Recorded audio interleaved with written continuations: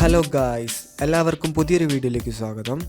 ഇന്ന് നമ്മൾ പോകുന്നത് ബാംഗ്ലൂരിലെ ചിക്കബെല്ലപുരയിൽ സ്ഥിതി ചെയ്യുന്ന ആദിയോഗി ശിവ സ്റ്റാച്യു കാണാൻ വേണ്ടിയാണ് കേട്ടോ.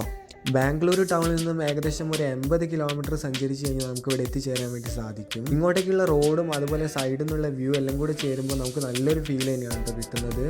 ഞാനും എൻ്റെ ഫ്രണ്ട്സും കൂടിയാണ് കേട്ടോ പോയത്. ഞങ്ങൾ ഏകദേശം ഒരു രാവിലെ 7 മണിക്ക് തന്നെ ഇറങ്ങി. അതുകൊണ്ട് തന്നെ ഓവർ വെയിലൊന്നും ആവുന്നതിന് മുന്നേ നമുക്ക് അവിടെ എത്തിച്ചേരാൻ വേണ്ടി പറ്റിയിട്ടുണ്ട് കേട്ടോ. അങ്ങോട്ടേക്ക് പോകുന്ന വഴിയിൽ ഒരുപാട് മനോഹരമായിട്ടുള്ള പൂന്തോട്ടങ്ങൾ നമുക്ക് കാണാൻ വേണ്ടി സാധിക്കും. അവിടെ നിന്ന് ഫോട്ടോ എടുക്കാനും വീഡിയോ എടുക്കാനൊക്കെ ആയിട്ട് പറ്റും.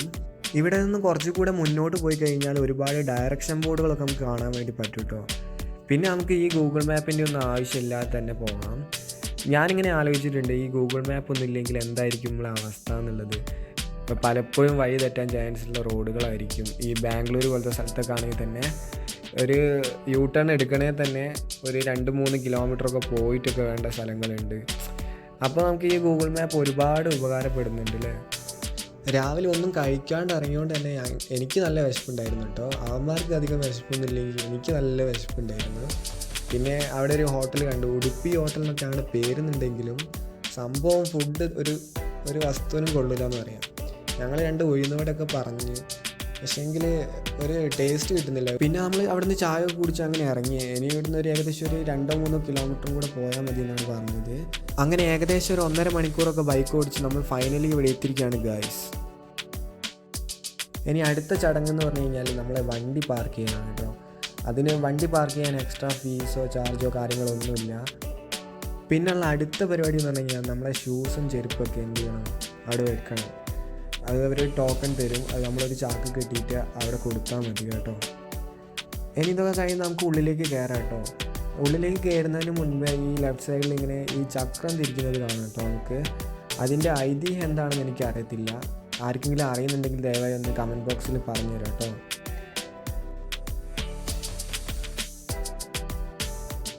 വളരെ പീസ്ഫുൾ ആയിട്ടുള്ളൊരു അന്തരീക്ഷമാണ് കേട്ടോ ചുറ്റും. അതുപോലെ ഞാൻ ആദ്യമായിട്ടാണ് ഇത്രയും വലിയൊരു ശിവൻ്റെ പ്രതിമ കാണുന്നത് കേട്ടോ. ഞാൻ ഒരുപാട് ശിവൻ്റെ അമ്പലത്തിലൊക്കെ പോയിട്ടുണ്ടെങ്കിലും ആദ്യമായിട്ടാണ് ഇത്രയും വലിയൊരു പ്രതിമ കാണുന്നത്. നമുക്കറിയാം ശിവൻ എന്ന് പറയുന്നത്, പരമശിവൻ എന്ന് പറയുന്നത് ശക്തിയുടെ സ്രോതസ്സാണ് അല്ലേ. 112 അടി ഉയരത്തിൽ സ്ഥിതി ചെയ്യുന്ന ഈ ശിവ സ്റ്റാച്യു കാണാൻ വേണ്ടിയിട്ട് ഒരുപാട് പേരാണ് കേട്ടോ ദിവസവും ഇങ്ങോട്ടേക്ക് എത്തുന്നത്. രാവിലെ 6 മുതൽ രാത്രി 8 വരെയാണ് കേട്ടോ ഇവിടുത്തെ എൻട്രി ടൈം. അതുപോലെ മെഡിറ്റേഷൻ ചെയ്യാനും യോഗയൊക്കെ ചെയ്യാൻ പറ്റിയ നല്ലൊരു സ്ഥലമാണ് കേട്ടോ. അത് നല്ലൊരു പീസ്ഫുൾ ആയിട്ടുള്ളൊരു സ്ഥലമാണ്.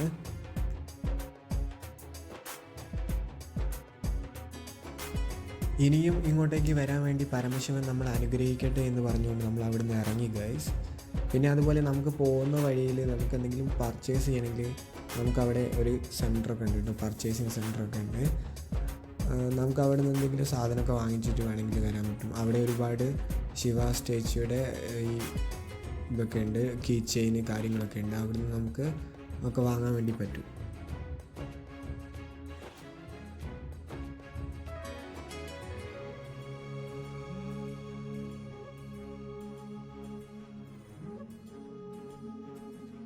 അപ്പോൾ എൻ്റെ വീഡിയോ നിങ്ങൾക്ക് ഇഷ്ടപ്പെട്ടെങ്കിൽ തീർച്ചയായും ലൈക്ക് ചെയ്യുക, സബ്സ്ക്രൈബ് ചെയ്യുക, ഷെയർ ചെയ്യുക. നിങ്ങളുടെ ഫ്രണ്ട്സിനൊക്കെ ഷെയർ ചെയ്ത് കൊടുക്കുക. ബാംഗ്ലൂരിലുള്ള നിങ്ങളുടെ ഫ്രണ്ട്സിനൊക്കെ ഷെയർ ചെയ്ത് കൊടുക്കുക.